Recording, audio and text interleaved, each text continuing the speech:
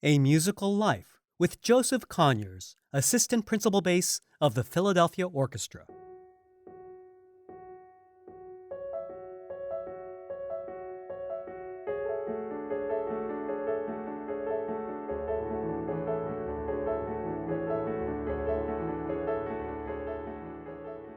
Joseph Conyers is a remarkable musician, educator, and civic leader. In 2007, Ebony magazine named him one of 30 leaders 30 and under. In addition to his position in the Philadelphia Orchestra, Joe is the music director for the School District of Philadelphia's All-City Music Program and founder of Project 440, an organization that provides high school students with opportunities and tools for individual growth and community impact.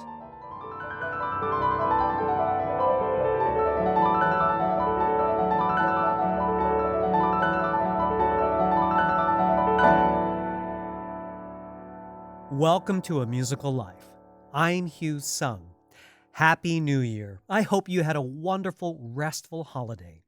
What a great way to start 2017, interviewing one of the most remarkable persons I know, Joseph Conyers. I've known Joe since his student days at Curtis, and it's been such a joy and an inspiration to see his incredible life journey and passion for giving to others. From his tenures at the Atlantic and Grand Rapids Symphony Orchestras to his current leadership position in the Philadelphia Orchestra, All-City Music Program, and his remarkable organization, Project 440. Joe was kind enough to take time out of his busy schedule to sit down with me backstage at the Kimmel Center to record this interview. Let's start by listening to his performance of Danny Boy with the Mainline Symphony Orchestra.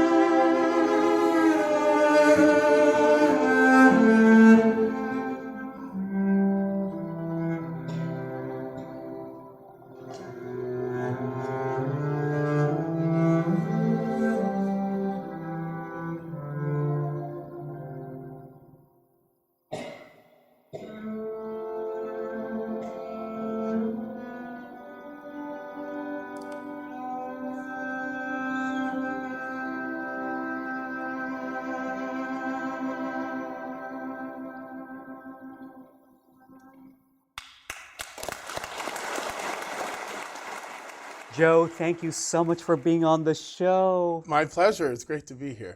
I have distinct memories of the very first time when I met you while you were a student at Curtis. You just had the best smile, the best laugh. Look, right. And it's just been incredible seeing how much joy you've had even as a student and today, and our paths seem to keep crossing in interesting ways. They do, in very interesting ways. And I think I played for your audition. My audition, both final rounds. It was, for the Philadelphia Orchestra, That's right. Assistant principal double bass position. And so we're catching up here at the Kimmel Center. Yeah. And the first thing I noticed is, Joe, you look really stressed. Because you normally exude such joy. So tell me, you've got a lot on your plate. There's a lot on my plate. Yeah. I don't know. It's as one gets older, and you start to see, okay, where am I in life, and what am I doing in life, and kind of what's the purpose of what I'm doing. And I know for many musicians, getting to a point of title position in an orchestra like Philadelphia is like, okay, that's done, I'm happy, and then that's it. But for me, that very much was kind of the beginning. I felt like with every job opportunity I've had in Grand Rapids and Atlanta and in Philadelphia, I've been almost charged with opportunity comes responsibility. And I mean, there's so many different facets of my life that have kind of put that charge on me. But I just know, to make a very long story short, that there have been many people who have sacrificed so I could get to where I am today. And for me, it's very important to be able to help others, to honor the sacrifice that those had before me, to pave the way as much as I can for others who could use help, who could use a boost in life. And for me, music is that vehicle. Music is my tool and that mechanism. And thankfully, I believe music is a universal tool that can be used to help communities and young people in that basically every situation one could think of. So, and I want to touch on this Yeah. in more detail, particularly with your positions at All City Orchestra and Project 440, Yes. which you co-founded.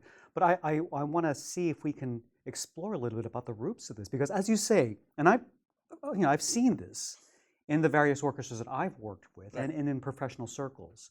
This applies not only in orchestras, but also in teaching positions, Right. say at universities or conservatories, what have you, where some people get the job and then that's it, they Right. coast.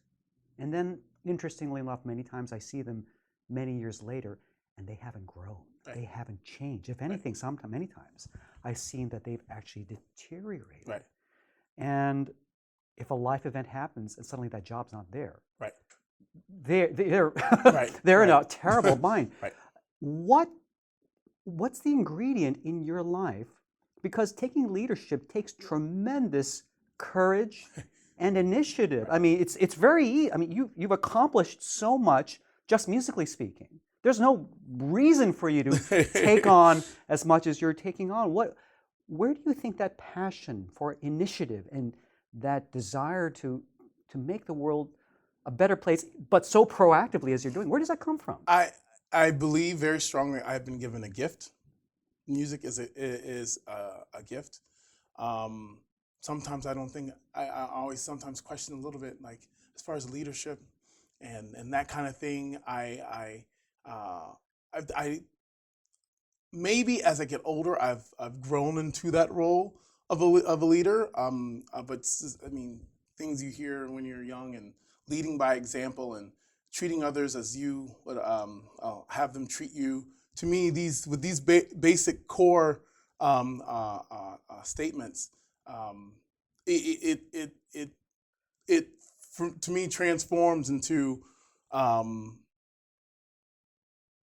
guess, being the best you can be at all times, being the best individual you can be. I'm sure you've done your research, and I very much grew up heavily in the church. Grew up as a young. You were a pianist, actually. You played the piano. I played piano every at the Sunday, church. which is really, really Every interesting. Sunday played Yeah. hymns, Mhm. which was fantastic for ear training. Let me tell you. Yes, yes, I concur. I've actually told other people if they want to get the best ear training, Right. play hymns. Play because hymns. you've got every single basic harmonic progression. It's like a theory workbook, It ear is. training book. It is. I mean, play. That was super, super helpful. But also gave me. I mean, in a lot of ways, it gave me purpose. Not the fact that it gave me purpose. It helped me realize some of my purpose as to why I am who I am, and also what role I could yeah. play in society. But also, you also had a very strong community within your church that kept encouraging you to go for these dreams, to go Very apply much at so. Curtis and go for a career in music. Very much so. Especially the minister at the time was very appreciative of the fact that he had this family in his church who was interested in classical music. Yeah. Mother singer, brother violin, sister cello. me piano, and then ultimately bass. And we were leaders in our community with that, and we played in church often. We played in churches often. I played a little piano, and I accompanied my mother many times at Messiah's around Savannah, Georgia. And so we were always giving back in that way, and always supportive. One of I always tell my students, even in my Project for 40 work, play in churches because it's one of the most forgiving audiences you could probably ever have. Supportive, forgiving, Appreciative. That's deeply, right. because music is so ingrained. And you're part of that community, and it's something that community can be proud of and say it's their own. So I was very, very heavily involved in. I mean, we were a family that was in church 5 days out of the week, Wow. almost, between choir rehearsals, Bible studies, Saturday events, and Sunday itself.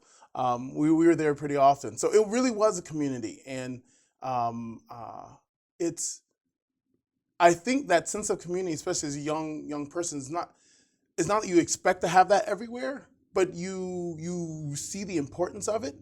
And for me, is how can I try to create that community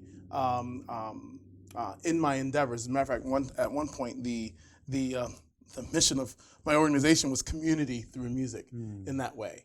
And for me, as I said, music is my tools, my mechanism that I use.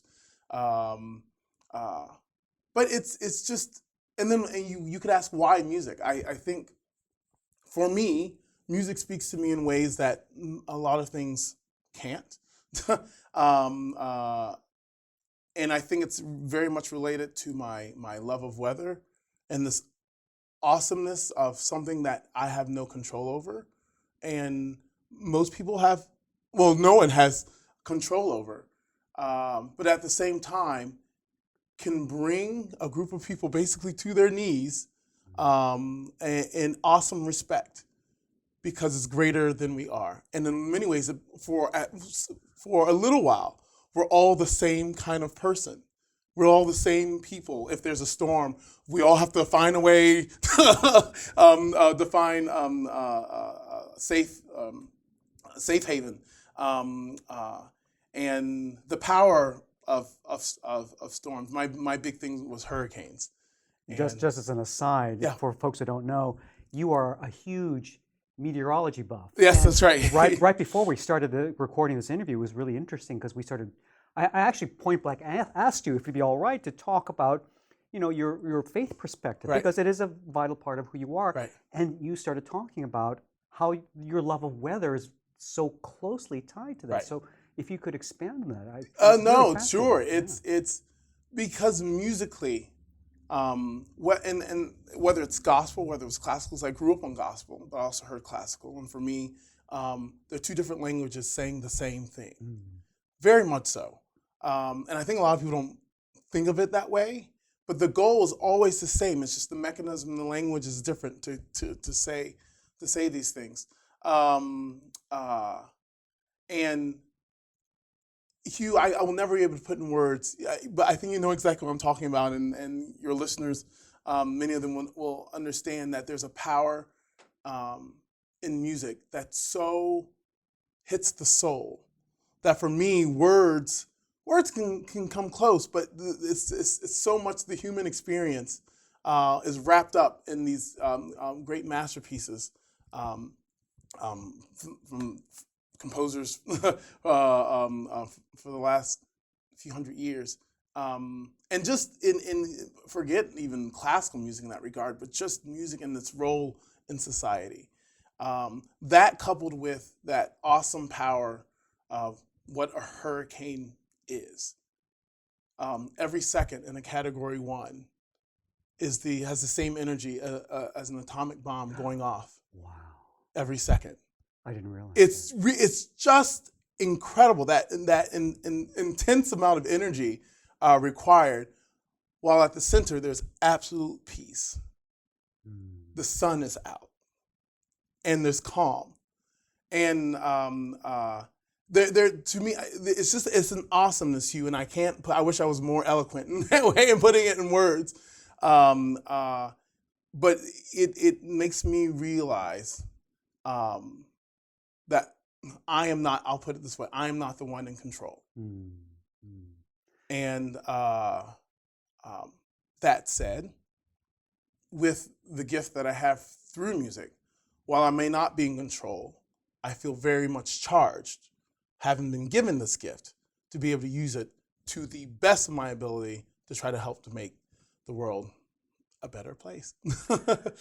There's so many points I want to touch on. First, I wanted to go back in time when you were playing the very final round of your audition for your current position with Philadelphia Orchestra. The curtain comes down. Right. You're playing. I remember accompanying you. Was the Bottesini, I think. Yes. You were playing. And what struck me was the pure, and I keep saying this word over and over again, but it so connects with you. The joy of your playing. You know, I've heard many musicians who are very skilled. Right. They're technically capable. They've learned the notes. They're in tune. They're accurate. But you went beyond that. The technique, of course, was there. The intonation, of course, was there. But somehow you made the music sound fresh and alive, and you took freedoms and liberties, and it was like you couldn't wait to give this performance to the committee. And I think everybody felt that incredible energy that you were giving. And I'm trying to see how I can understand or help our listeners understand. Yeah. Because musicians, we're all about control. Right. We're all about practicing so that we don't make mistakes, Right. don't have a memory slip. Perfectionitis, we slave over our instruments to get control, and yet you're talking about releasing control. Right. Right. How do you explain that? Hugh, how does that come together? I'm honored that you say that, that you make those observations, because it's something that I tell my students about all the time. I'm sure I'm not the first musician to say this, and I've probably heard it from someone else, but I feel like my worst flaw as a musician is my instrument. How so? Because the instrument, it's almost like, in many ways, the body. It's not perfect. And I can aim for perfection. I can aim in my technique, but I am not a perfect being. I feel like I have a sense of what that joy is and what that perfection is, and I can, in many ways, see it, and I strive for that. But in performance, I always tell my students, technique is not the end. It's a means to an end. I use my technique to express the soul, so that whenever I do play, Hugh, I really do. I tell this to all my, especially for students taking auditions, because many times in the audition setting as musicians, we're always thinking about, I have to do this, I have to do this, I need to make them happy, who's going to think this, who's going to think that. And just like the hurricane, Hugh, I don't have control over that. I don't have control over what someone's thinking. I don't have control over what happened to them that morning to put them in a certain mood, to make them think a certain way or to hear a certain way. I have zero control over that. What I do have control over is resting assured in the preparation I've had up until that point, the lessons I've learned through my entire life. So at that very moment when I'm making music, it's a special moment and it's a gift. The best gift I can give you. Not saying that I'm better than anyone else, not saying that I'm trying to beat anyone else, but the best gift I can possibly be at that moment. And it makes me smile. I literally, when I hit that, Hugh, because I was doing well in auditions, but I was working so hard to try to get better and be and say, I've got to win. But it was once I let go. I mean, in my church they say let go and let God. But once I let go, and I let the music. I'm a vessel at that moment, and I'm appreciative of the fact that I can be a vessel, and I rejoice and I celebrate in being that vessel. And playing the music is a blessing for me because I can let that part of my soul out. And if the committee likes it, great. If they don't, I'll move on. But I can only be the best I can be at that moment. And I'm appreciative just for the opportunity to play the instrument. I wanted to touch a little bit more on purposefulness in your musical activities. I think I know for me, myself, that was one of my biggest struggles. It's easy for a doctor to know their purpose. My purpose is to heal people, make sick people better. In some ways, it's easy for an engineer to find their purpose. My purpose is to build things at work and make people's lives more efficient or more whatever. For musicians, it's hard. Right. What's our purpose? And what's our purpose relative to the importance of what other people do? I know that's something I struggled with. Like, well, why go into music? Right. What's so important about what I do? Maybe I should go into go into finance or something and help people make money. Make lots of money. And yet, I know for myself, and I sense this is something for you too. I kept hearing people say, do you realize how important what you do is? I couldn't see it for the longest time myself because it felt very self-serving. Very exactly. I make music. Yeah, all the hours you spend in the practice room. For me, right? Yeah. How can you help musicians, or for yourself? Why do you do what you do? And I'm sensing messages to give to others, to share, to be a vessel. I'm wondering if you have any advice for other musicians. I know you're teaching a lot, and of course now you're working with thousands of students. And how do you help these people who may not necessarily come from a faith background? But it's interesting, for anything we do, we don't know what our purpose for doing it is. It quickly becomes boring, it becomes useless, it becomes frustrating, and without purpose, everything seems to fall apart. But for music, it seems particularly fragile.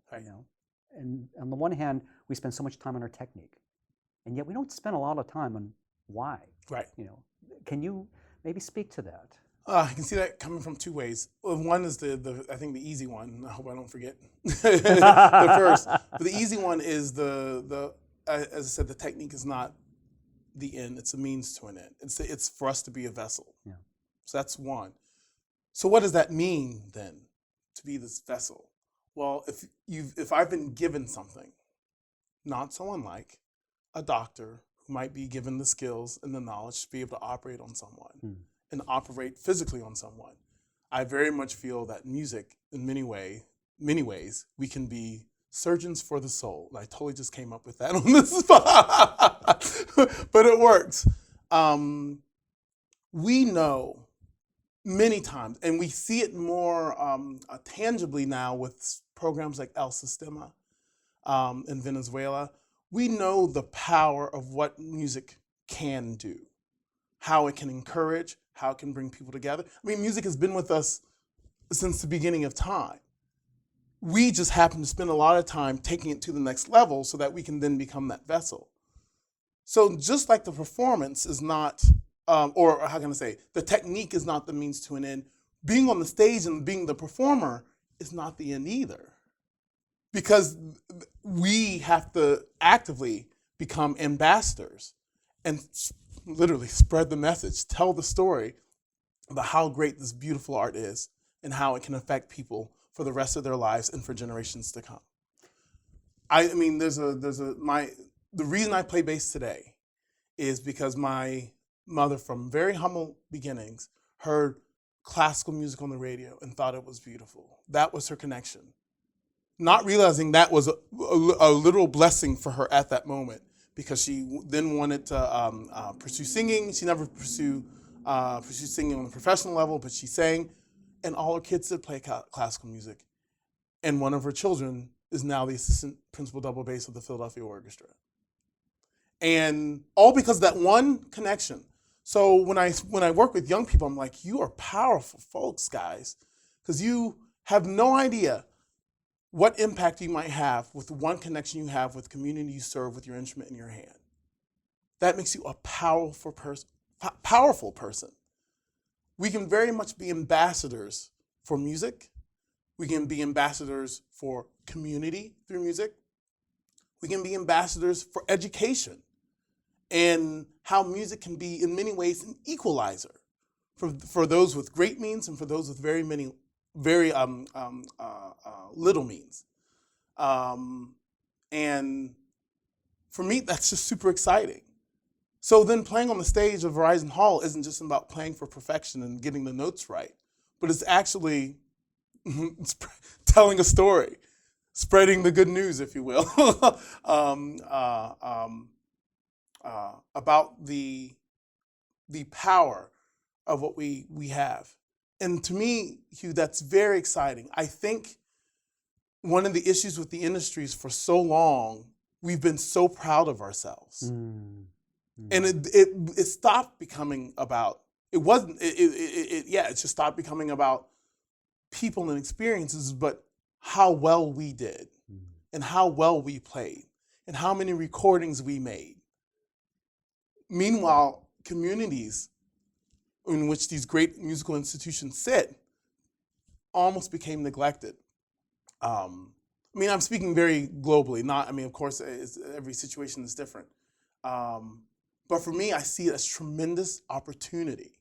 It's interesting you say that, because I was going to ask you, given your conviction of how powerful music is and how necessary it is to society, yet of course, schools are cutting music budgets. I've interacted with several schools recently, and it's frustrating. Right. It is really frustrating to hear over and over again these music programs saying we have no money. Right. We have nothing, no budget, no money. They're cutting our budgets. You were mentioning in one of the interviews that at one point the Philadelphia School District had a $1.5 million budget and a staff of 12. Right. Now they have one. Right. And $50,000 That is in their correct. budget to take care of every student. Right. That's just not. Correct. It's not realistic. Correct. What's missing? What's missing in our interface with the school district, which is understandably struggling to come up the funds to teach everything to correct. all the students? That is correct. I'm not trying to single this out, but we're musicians. That is correct. What's missing in our interface? I think it's honestly the narrative itself. And I've said this a few times. It's not. Many times, especially with the music programs, I almost feel like you get a kid, and any kid who starts to play the violin or the cello or the piano, they're one day going to end up in Carnegie Hall. That's their goal. And that's the only, and then as far as that relationship to that one kid's success or whatever, to the rest of the community, it just seems, to me, it's likened to every kid who plays Little League football is expected to play in the NFL. And there's a weird disconnect there. And instead of focusing on that kid becoming the next Perlman or Hugh Sung, or instead of focusing on that, I like to shift the focus on what the music can do for the kid. Everything I've mentioned before, from building community to building social skills. At Project for 40, we have a 3-pronged approach with college and career through music, leadership and entrepreneurship through music, community engagement and interactive performance through music. So these students are learning all these life skills with music as a tool. And then when these kids are outperforming their peers, or the first in their families to go to college, on full scholarships because they learn how they can do it, then all of a sudden the narrative of music is like, well, how can we get more of that? The community may not know who Bach, Beethoven, and Brahms are, but they'll be in full support if that's what Bach, Beethoven, and Brahms are doing for the kids in their communities. And to me, it's all about shifting the narrative, because in a city like Philadelphia, there are many nonprofits that are poised to help kids go to the next level and make the next step. So instead of focusing on how do we get this kid in the Carnegie Hall or one day on the stage of the Kimmel Center, Verizon Hall at the Kimmel Center, let's just focus on using music as a tool to make better people. And those kids who, by default, because of their nature of who they are or the talent that they have, they will find their way. And there's a way for them to end up with the success they might want in music.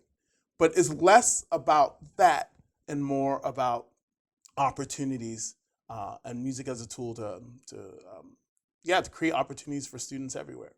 and to improve the human condition. Yes. When I read the purpose statement of Project 440, I have to say I was absolutely blown away by the holistic vision. As you said, it's not to just ram kids into Carnegie Hall, Right. but to give them life skills. And even I think state in similar terms that even if they don't end up in music, they can become patrons, they can become appreciators. Correct. They can become leaders in society. And I love the fact that you have Shark Tank-like seminars where you have the kids present ideas in front of business leaders, and they learn how to put together a business plan. And I didn't realize that you could use music to teach those to kids. Did you come up with all that yourself? That's amazing. No, it's very much to the core of what we do. I mean, in Philadelphia, we have to explain many times that Project 440 is not an artistic institution. We aren't teaching kids how to play. We don't have a school. We don't collect instruments. Instead, it's literally developing curriculum and using music as a tool to teach all of these life skills that kids will need forever. So, if I'm hearing this correctly, does a student need to be able to play an instrument to be involved with Project 440? So yes, music is the vehicle. Okay. So we work with much of our work is done with youth orchestras or programs that have kids playing instruments. Okay. So they have to play something. That is correct. Is there a certain talent threshold that they need to audition into? That's a great question. Right now, we work specifically with high school students, but we're looking at developing curriculum for younger students as well as students on the collegiate level. Mm-hmm. And we do a little collegiate work already, but high school students are our main focus. And let's say I'm a parent and my child doesn't play an instrument, but okay. I'm like, I want this for my child. What could they do? How can they interface with you, or how could you help? That's actually... It's funny you ask all these questions because we're in the strategic planning process. And that's why you look so stressed when I saw you today. No, but these are good questions because, to be truthful, Hugh, there are programs, and there are many more popping up. I just heard of one using squash, literally squash, the sport, not the vegetable, to help kids learn the same thing. Yeah. Tennis. Football, various types of avenues to teach kids these life skills. For me, music I'm a musician, 1. 2, I go back to that power of music and these experiences that one can have when they come and visit the Philadelphia Orchestra. We just did the Glorious Sounds of Christmas, and the conductor congratulated the audience for taking the time out of the schedule to just sit, soak it all in, and enjoy that musical experience without all the distractions of the outside world coming in. I'd like to shift focus a little bit and talk about this wonderful concerto that was written for you by a colleague of ours, John Hedges, John B. Hedges, who was a composition major at Curtis, and you had an opportunity to perform a solo, and rather than just performing something else from the standard literature, given how limited the double bass literature is, you wanted to have a piece commissioned, which was great. And as I was reading about this piece called Prayer for Rain and Wind, is that correct? Prayers of Rain and Wind. I'm sorry, That's Prayers of Rain and Wind, and as I was reading these descriptions, it was incredible because John was trying to take parts of your life and synthesize this in just the most amazing way. Your love of weather. That's right. your mother's favorite hymn. That is correct. Even your church upbringing and having that involved, and your love of Brahms. The love of your Brahms first violin, and getting all these really cool things. I don't think I've ever heard a commission. I know composers, they generally go to the commissioning artists and say things like, well, give me a list of some of your favorite pieces. Right. They'll send them some standard concertos, and they'll listen to those pieces and an amalgam of piece that sort of it correlates to what the artist's artistic preferences are. But this went beyond artistic preference. This went into personal idiosyncrasies. Right. Tell us a little bit about this piece. That was such a wonderful project, and I still remember I remember it clear as day, the very first phone call we had after we knew the commission was going to take place. And it was, I felt like it was like the Great Inquisition. It was just, it was question after question after question about me, about my mom, about my literally and my influences. And he asked me about my favorite composer and things I liked on the instrument. And one thing I told John B was not limit any of his writing because I play the double bass. That was one thing I wanted to make very clear, which I've said almost biting my tongue because I wouldn't get something that was incredible. But he really captured my love of lyricism, and that's throughout the piece. There are motifs from the Brahms Violin Sonata, from Great Is Thy Faithfulness, that worked their way through the entirety of the... That was your mother's favorite hymn. Right, exactly. Through the entirety of the concerto. There's one point... The first movement, the title is Summer Rain. And the whole first part of the first movement is supposed to be a picture of the heat and the oppressive heat. As a matter of fact, one of the tempo markings early on in the piece is oppressively muggy.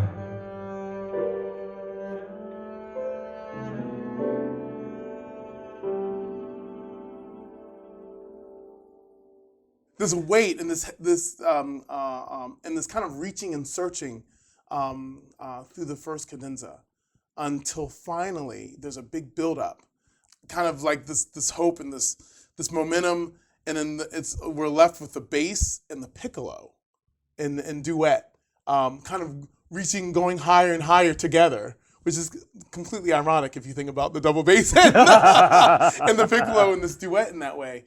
Until you reach this point of release. And literally, John B couldn't resist. There is a rain stick that starts at that moment, and we get relief. And here, only to find out, we didn't realize this starting out. I would like to say the genius of our minds. We figured the first violin sonata of Brahms, which is to me one of the greatest pieces ever written, is also known as the Rain Sonata.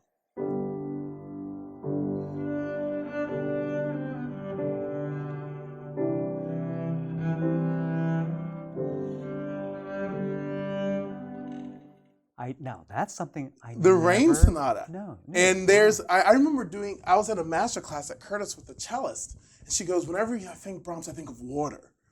And it's really, there's a flowingness because he has this da da da da da da da da da da. It's in the Brahms Violin Concerto. It's in the first violin sonata, and where it's this continuity, and the rain motif, if you will, is this da da dee da dum, re do si sol re from the sonata, and then that's how we end the first movement. And the second movement picks up in church, right in the middle of a Southern Baptist church service. There's a tradition called lining hymns that developed out of slavery, still done in many African American churches today. Can you describe what a line hymn is? Yeah, so many times in and throughout slavery, of course, there are very few slaves who could actually read. Those who could read would take the hymns from the church and line them. And what it means to line them is literally just read them aloud. And then the congregation would improvisationally just join in on a tune that everyone would recognize, singing the words to this hymn. And there are different tunes that were just traditionally passed on that would go for each hymn. And there's the long meter and the short meter, and people knew what these differences were. Yeah, I'm going to just jump in for a second because this reminds me so much of an early interview I did with a Scottish psalm singer. Okay. Because in the Isle of Lewis, this is what they do. And there was a fascinating study where they discovered that line singing had its roots in this one island. That's absolutely correct. That is absolutely correct. That's how there's this one place that still does that. Yeah. And they were just to see that your churches like where you came from, that tradition can be traced exactly to that. No, it's amazing. In our research, that's exactly what we found. It's really incredible. Amazing. And so in the concerto, I line the hymn, and then the orchestra comes in, just strings only. They come in improvisatory lines. They have notes and they have rhythms, but they're encouraged to play as the Spirit moves them. And what you get is this wash of beautiful sound as the solo bass sings and leads throughout. Just like the Gaelic singer. That's Gaelic right. Psalter singers. Yeah. Wow, amazing. Yeah. Wow. And they're supposed to respond to how I play. And, at every devotional service, there's the prayer, where generally after the singing of the hymn, someone starts the prayer and the audience continues to hum in the background. So it's actually instructed that the musicians hum while I'm doing the prayer. And I had the great fortune, it's actually one of the highlights of my career, to be able to bring this concerto to Savannah, Georgia, and perform on opening night with Savannah Philharmonic in 2015 with my home choir on the stage singing. They actually sang a line hymn in the middle of the movement. We worked that in, and they were humming and supporting me as I played the prayer in the concerto. It was a really fantastic moment, and to me it epitomized a lot of what I see with the possibility of music, because it's not very often that you have a gospel choir on the stage during a symphonic orchestra concert. But here we were able to create this piece and bring this experience, literally bringing communities together through the shared love of music, with this beautiful message.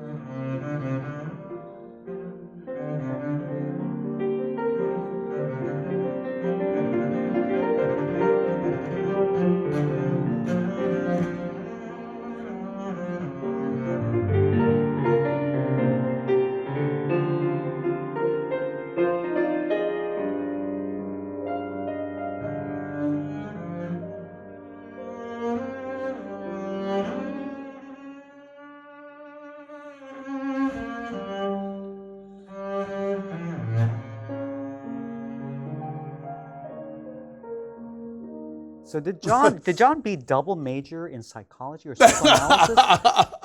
That's the kind of the guy John B. is. He's a big heart.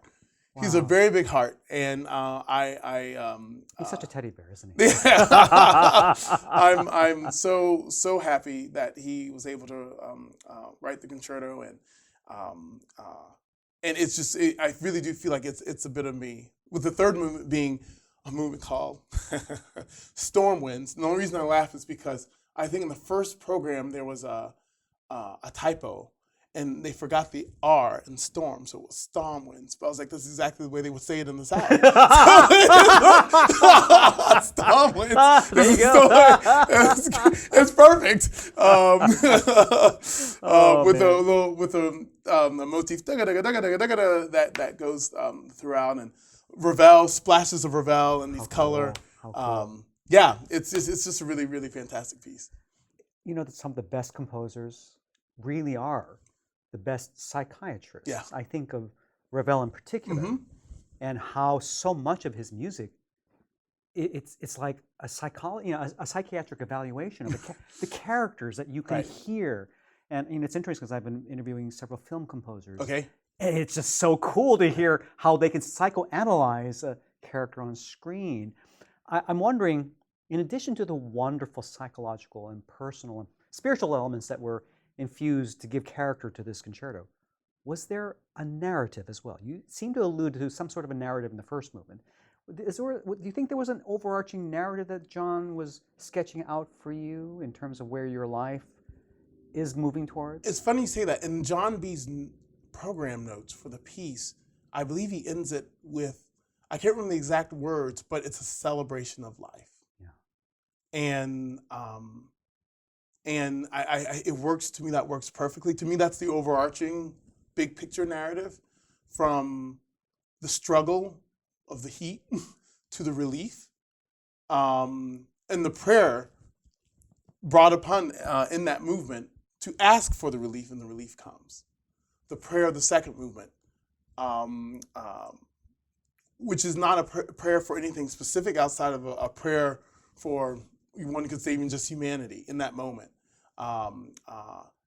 And the last movement, this is just joy and celebration, and has a little funk section, and it's just a lot of fun. Yeah, I think celebration of life is a larger narrative of the whole piece. It's great. Which sounds like you. Through and through. Just wanted to touch on a little bit of another one of your passions, which is weightlifting. You were a professional weightlifter. No, I mean, wow. Well, so it's bodybuilding. Bodybuilding. There's a difference, because with weightlifting is how much weight you can lift. I see. And so bodybuilding. Bodybuilding is basically, you get big by lifting weights. However, the point is to strip the body as much of fat as humanly possible, so that you can basically put it on display. And man, boy, you're like superhuman. Unbelievable. Let me touch your biceps. Whoa, it's like I just touched his biceps. They're like rock hard. Unbelievable. So, I'm not, by no means you're making me feel very guilty for not being in the gym. But I noticed that the few times I tried, not bodybuilding, but a little bit of lifting weights, that my muscles got really, really tight, and it almost got in the way of me playing. That's why I stopped trying to, quote unquote, not that I was very good at bulking up, but I noticed that my muscles were getting in the way. They were making me stiff. What are your tips? I mean, obviously I was doing it wrong. Not necessarily. Okay. It's for me, it's a little bit of disassociation. So I started lifting weights my junior year of college. The same time Hal was telling me, this is before I was lifting, that I was too tense. Hal being my teacher while I was at Curtis, and now my boss as principal bass of the orchestra. But for me, it was this process of being able, and I was also, so I think it's really important to mention that I was taking Alexander technique at the same time. So this idea of being able to relax the body and not be tense, because we hold tension. It's a very natural thing to hold tension. And I think because of that, a lot of people get all kinds of overuse injuries, not even realizing that they're holding tension while they're playing or they're doing a certain activity. So I think the combination of those, the Alexander technique, along with my pursuit of bodybuilding, actually helped in that whenever I picked up the instrument, I made sure I was not tense and I wasn't clamping down. And sometimes there was some tightness, but that normally went away after the first week or two, after you get into the grind. Because the body will respond at first, so I would not recommend starting lifting weights before your major competition. I would not, that is my disclaimer. Do not do, no major competitions or major auditions, do not start lifting weights the day before. Because you will be sore, because the body is going to be a shock until it's not a shock anymore. Does that make sense? It does. And literally, my body is so used to being beat up that, I mean, I Shoulders, I'm a little weary of if I have a big performance, but I mean, I lift before performances all the time now with the orchestra, and it has not inhibited my playing in any way. My stand partner might beg to differ, but for me, But look, I feel great. besides looking fabulous, I mean, really, I mean, this guy is unbelievable. What are some of the other benefits that bodybuilding has given to you for your music and for you? For in me, general? it's a little bit of peace. Ah. I do a lot of stuff, and it's very easy, especially for musicians, get very frustrated because sometimes, because we're in it for the long haul, we don't see the results that we want. And with lifting weights and bodybuilding, I could see the results I was looking for. And for me, that satiated my obsessive compulsive appetite and took it a little bit off of it just deflected off from necessarily the music all the time. I think both my parents and my teacher from Savannah were very supportive of me doing something that was not just playing bass all the time. And I latched on to lifting weights, not realizing that I'd end up competing one day. But it was a great release. It's a great stress reliever. I think it's great for even sleep and sleep patterns because you work the body hard, and at the end of the day, sometimes I'm asleep before my head hits the pillow. There's the mental aspect, as I said, about working for a result and seeing those results. And because of that, you just feel really good about yourself. You're inspiring me, man. You feel really good. I mean, when I did my first show, this might get a little graphic, so we'll put this to PG-13 level. But I got my shave. You do all this dieting, and the first diet I did was pretty miserable because it was pretty old school. There are a lot more modern diets that you don't have to do or get rid of all your carbs and do an hour of cardio. There are much easier diets now to get the results that you want. When I did the first one, as miserable as I felt back then, and as tired as I was, when I got my first shave and I looked in the mirror, I was like, whoa. Where did that come from? Wow. And it's just that I felt pretty good. I felt pretty good. I was like, okay, maybe it was a little worth it. Because it's amazing because you literally take your body to a point where you never really imagined it going. Because you really can end up looking like these people that you see in magazines and stuff. I just say it's not the most sustainable thing in the world to be that lean right before a show because that's when you're at your leanest. But it's just been an exciting adventure, and I just did another interview, and I in talking about this connection about my work in the nonprofit and playing in double bass and being in the orchestra and weightlifting, and the thing I said is I think I have this desire just to make things better, whether it's my physical self, I think through music and my mental self, my spiritual self, and then the world around me. Between my colleagues here in the orchestra, my colleagues part of the orchestra but on the staff, who helped to make this institution as great as it is. My connections with the school district,